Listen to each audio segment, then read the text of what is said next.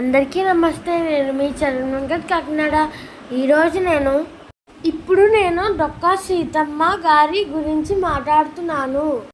అన్ని దానాలలోకి అన్నదానం గొప్ప. ఆ దివిలో ఉండే అన్నపూర్ణమ్మ ఎలా ఉంటుందో మనకు తెలియదు, కానీ ఈ భూమిలో మాత్రం సాక్షాత్తు అన్నపూర్ణమ్మ ఉంది. ఆకలి అని ఎవరైనా అంటే చాలు, ఎంతో ఆప్యాయంగా అన్నం ఉండి మనస్ఫూర్తిగా వడ్డిస్తుంది. ఆమె ఎవరో కాదు, ఆ అమ్మే డొక్కా సీతమ్మ గారు. తల్లి ప్రేమలా వడ్డిస్తుంది. వాళ్ళు చలికి బాధపడుతూ ఉంటే దుప్పట్లను ఇచ్చి ఆదుకుంటుంది. నేటి తరం వారు ఈ సీతమ్మ గారి గురించి ఖచ్చితంగా తెలుసుకోవాలి. 1845 కాలంలో బ్రిటిష్ వారు పరిపాలించే రోజులవి. ఒక చోట నుంచి మరొక చోటకు వెళ్ళాలంటే కనీసం ప్రయాణ సాధనాలు లేవు. ఎడ్ల బండ్ల పైనే వెళ్ళవలసి వస్తుంది. కనుక ఆ ప్రదేశములకు చేరాలంటే కనీసం కొన్ని రోజులు పట్టేది. ఆకలి వేసి అలమటించేవారు. కొంతమంది ధర్మదాతలు కట్టిన సత్రాలు ఉన్నా కూడా కొద్ది మందికి ఆకలి తీరేది. సత్రం వారు కొంతమందికే చీటీలు ఇచ్చేవారు. సత్రం వారు ఒక పూట మాత్రమే భోజనం పెట్టేవారు. కానీ పెద్దవాళ్ళు ఆకలికి ఎలాగో తట్టుకునేవారు. ఇలాంటి వారందరినీ ఒక అమ్మలాగా ఆదుకున్న ఒకే ఒక అమ్మ, ఆమెవరో కాదు, డొక్కా సీతమ్మ గారు. డొక్కా సీతమ్మ గారు పుట్టిన ఊరు తూర్పుగోదావరి జిల్లా రామచంద్రాపురం మండలం మండపేట గ్రామంలో 1841 సంవత్సరం అక్టోబర్లో పుట్టింది. ఆమె తండ్రి పేరు అనుపిండి భవానీ శంకరం, తల్లి పేరు నరసమ్మ గారు. ఆమె తండ్రిని బొవ్వన్న అని పిలిచేవారు. ఎందుకంటే ఆకలితో ఉన్నవారికి అన్నం పెట్టేవారు కనుక. ఇవే లక్షణాలు ఆమెకు తండ్రి నుండి వచ్చినవే. డొక్కా సీతమ్మ గారికి ఆ రోజుల్లో ఆడవాళ్ళు చదువుకోకూడదు అనే సిద్ధాంతం ఉండేది. అందుకే సీతమ్మ గారు ఏం చదువుకోలేదు, ఇంట్లోనే ఉండేవారు. చిన్నతనంలో సీతమ్మకి అమ్మా నాన్న కథలు, పాటలు, పద్యాలు చెప్పేవారు. దురదృష్టవశాత్తు ఆమె తల్లి నరసమ్మ మరణించారు. దాంతో ఇంటిని చక్కదిద్దే భారం ఆమెపై పడింది. అయినా కూడా ఇంటి పనిని ఒక పవిత్రమైన పనిగా భావించారు. వీరి ఊరికి దగ్గరలో గోదావరి నది ప్రవహిస్తుంది. ఈ గోదావరి పరివాహక ప్రాంతాలను లంక గ్రామాలు అని అంటారు. లంక గ్రామాలు అంటే నదుల మధ్యలో ఉండే భూమిపైన ఏర్పడిన గ్రామాలు అని అర్థం. ఈ గ్రామాలకు వెళ్ళాలంటే పడవ ప్రయాణం ఒకటే మార్గం. అటువంటి ఒక గ్రామం లంక గన్నవరం. అయితే ఈ గ్రామంలో డొక్కా జోగన్న పంతులు ఉండేవాడు. ఆయనే ధనవంతుడు కాకుండా ఒక పెద్ద రైతు, అంతకు మించి ఒక గొప్ప వేద పండితుడు. అదృష్టవశాత్తు సీతమ్మకు ఆయన్ని చేసుకునే అవకాశం రావడంతో ఆమె తండ్రి భూవన్న కూతురిని ఈ జోగన్న గారికి ఇచ్చి పెళ్లి చేశారు. పెళ్లి నాటికి సీతమ్మ వయసు ఎంతో చెప్పనా? 8 సంవత్సరాలు. అప్పట్లో బాల్య వివాహాలు అలాగే జరిగేవి. ఇంకా సీతమ్మ తన అత్తగారింట్లో అడుగు పెట్టగానే ఆమె ఇంటి పేరు డొక్కాగా మారింది. ఇంకప్పటి నుంచి ఆమెను డొక్కా సీతమ్మ గారు అని పిలిచేవారు. చిన్నతనంలోనే అత్తవాళ్ళింటికి వచ్చింది. పాడి పంటలకు ఎటువంటి లోటు లేని కుటుంబం వాళ్ళది. తనది చిన్న వయసు అయినా కూడా ఎన్నో బాధ్యతల్ని సమర్థవంతంగా నిర్వహించేవారు. ఎంతమంది పనివారు ఉన్నా పని స్వయంగా ఆమె చేసుకునేవారు. ఎవరికి ఏ ఆపద వచ్చినా తన బాధగా భావించి తగిన సహాయం చేసేవారు.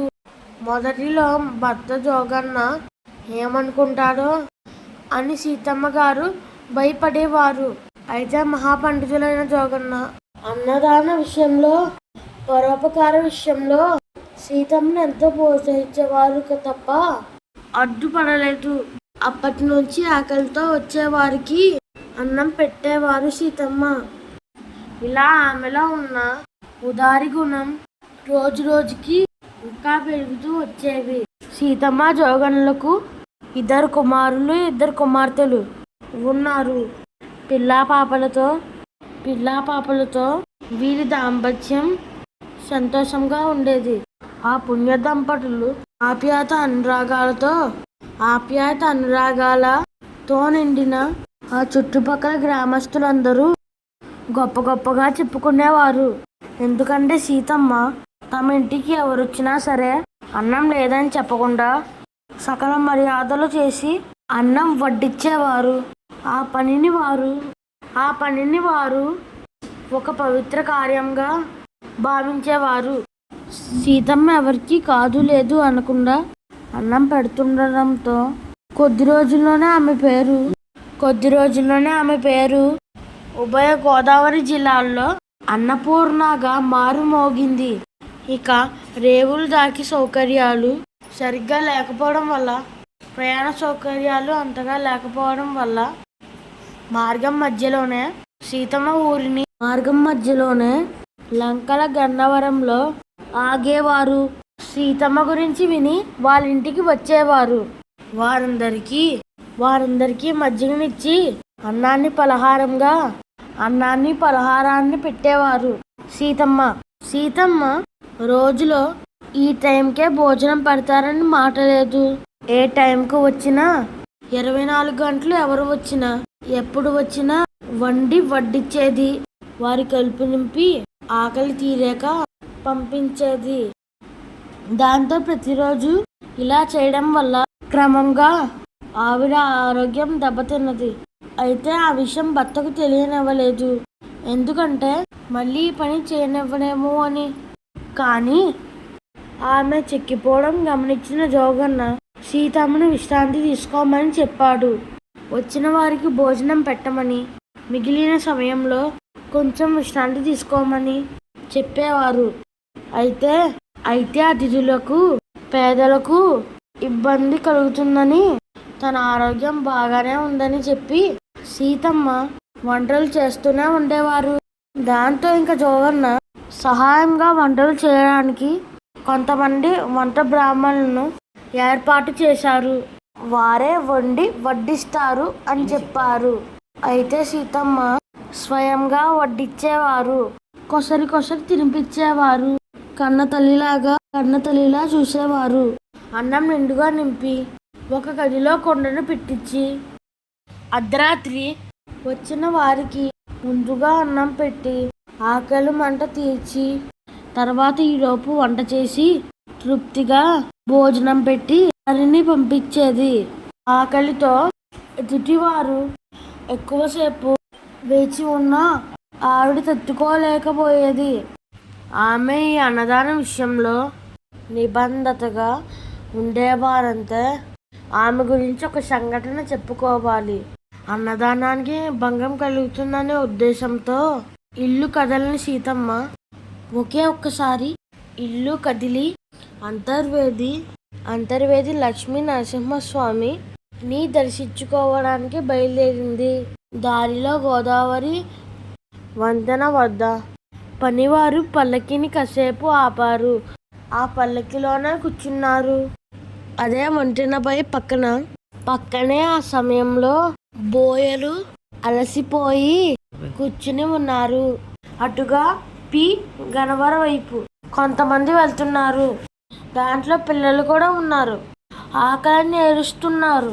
వాళ్ళ తల్లిదండ్రులు వాళ్ళ పిల్లలతో ఒక అరగంట ఓపిక పట్టండి, గన్నవరం వెళ్తాం, అక్కడ సీతమ్మ అని ఉంటారు, ఆవిడ దగ్గరికి వెళ్తే మనకు కడుపు నిండా అన్నం పెడతారు అని చెప్పారు. ఈ మాటల్ని పల్లకీలో కూర్చున్న సీతమ్మ విన్నారు. వెంటనే ఆవిడ అంతర్వేది వెళ్ళడం మానేసి పల్లకీని వెనక్కి తిప్పమన్నారు. చెప్పి వెనక్కి వెళ్ళిపోయారు. ఎందుకో మీకు అర్థమై ఉంటుంది. ఆ పసిపిల్లలకు భోజనం ఉండేదందుకు అంతటి నిరంతర దాత. ఇలా నిరంతరం చేస్తూ ఉండడంతో అందరికీ పెట్టి పెట్టి చివరికి ఆస్తంతా కరిగిపోయి ఆ దంపతులకు కనీసం తినడానికి తిండి లేకుండా పోయింది. అలాంటి పరిస్థితుల్లో ఆమె భర్త, ఎందుకు ఇంకా ఈ అన్నదానం, మనకే తినడానికి లేదు, వచ్చి ఎవరైనా తలుపు కొడితే సిగ్గేస్తుంది, నువ్వు పెట్టడమో మానవు, కాస్తో కూస్తో ఉన్నదే పెడతావు. దానికి ఆమె ఏమన్నదంటే, ఆ మహావిష్ణువుని నమ్మి పెడుతున్నాను, ఆయన నన్ను అన్నం పెట్టకుండా ఎలా ఆపుతారు అన్నది. మనకి కూడా ఆయన పెడతాడు అని చెప్పింది. ఆ తర్వాత సాయంకాలం జోగన్న పొలానికి వెళ్ళి పొలం దున్నుతున్నారు. ఈ క్రమంలో గుణపంతో తవ్వుతుంటే శబ్దం వచ్చింది. ఆయన అక్కడ మట్టి తీసి చూస్తే ఒక బిందె కనబడింది. బిందె మూట తీస్తే అన్ని బంగారు నాణాలే. ఆ శ్రీ మహావిష్ణువే కరుణించారని వారు భావించారు. ఈ బంగారు కాసులతో మళ్ళీ అన్నదానాలు చేయడం మొదలు పెట్టారు. 1881 సెప్టెంబర్లో జోగన చనిపోయారు. చనిపోయే ముందు పెద్ద కొడుకును పిలిచి తల్లి చేసే అన్నదాన కార్యక్రమాలను కొనసాగించాలని, తల్లి మాటకు ఎదురు చెప్పకూడదని మాట తీసుకున్నారు. ఆయన మరణం తర్వాత ఎంతో బాధలో ఉన్నా కూడా దాంతో సీతమ్మ కోసం వారి ఊరే కాకుండా యావత్ భారతదేశం అంతా తెలిసింది. చివరికి బ్రిటిష్ చక్రవర్తికి సైతం ఈమె గొప్పతనం తెలిసింది. ఆశ్చర్యం ఏమిటంటే 1902 బ్రిటిష్ చక్రవర్తి తూర్పుగోదావరి జిల్లా కలెక్టర్కి దొక్కా సీత అమ్మ ఫోటో తీసి నాకు పంపించమని ఉత్తరం రాశారు. కానీ దానికి ఆవిడ ఒప్పుకోలేదు. చక్రవర్తిగా నాకు పట్టాభిషేకం జరిగే సమయంలో ఆవిడకి నేను నమస్కారం పెట్టాలి. ఆవిడ నది దాటి రారు కాబట్టి ఒక సోఫా వేసి ఆవిడ ఫోటో పెట్టి ఆవిడకి నమస్కారం పెట్టి అప్పుడు నేను పట్టాభిషేకం చేసుకుంటానని అని బ్రిటిష్ చక్రవర్తి మరో లెటర్లో తన కోరికను తెలిపారు. దాంతో తూర్పుగోదావరి జిల్లా కలెక్టర్ ఒక మంచి ఫోటోగ్రాఫర్ని తీసుకువెళ్ళి ఫోటో కోసం ఆవిడ దగ్గరికి వెళ్తే ఏమన్నారో తెలుసా? ఫోటోల కోసం, నమస్కారాల కోసం అన్నదానం చేయలేదు, విష్ణుమూర్తికి అన్నం పెట్టానని పెట్టాను. దీనికి ఫోటోలు, పట్టాభిషేకాలు ఎందుకు, వద్దు అని అన్నారు. దాంతో కలెక్టర్, ఇది బ్రిటిష్ రాజుల ఉత్తర్వు, మీరు ఫోటో తీయించుకోకపోతే నా ఉద్యోగం తీసేస్తారు అని బతిమారాలు. నీ ఉద్యోగం పోతుందంటే తీపించుకుంటాను, కానీ నువ్వు అన్నం తినాలి అని చెప్పి ఫోటో తీపించుకున్నారు. ఆవిడికి ఆరోగ్యం క్షీణించి ఆవిడ బాధ్యతల్ని తన కొడుకు అప్పచెప్పి ఈ అన్నదానాల్ని అన్నిటిని కొనసాగించమని చేతిలో చేసి మాట తీసుకుంది. ఏప్రిల్ 28, 1909లో ఆవిడ స్వర్గస్థురాలు అయ్యారు. సీతమ్మ మరణానంతరం తల్లికిచ్చిన మాట ప్రకారం సుబ్బరాయుడు అన్నదానాల్ని కొనసాగించాడు. ఎన్నో భూమిలో హరిజన వాడలకి ఇచ్చేశారు. ఆమె గొప్పతన, సేవా గుణాన్ని అప్పటి ప్రభుత్వాలు గుర్తించాయి.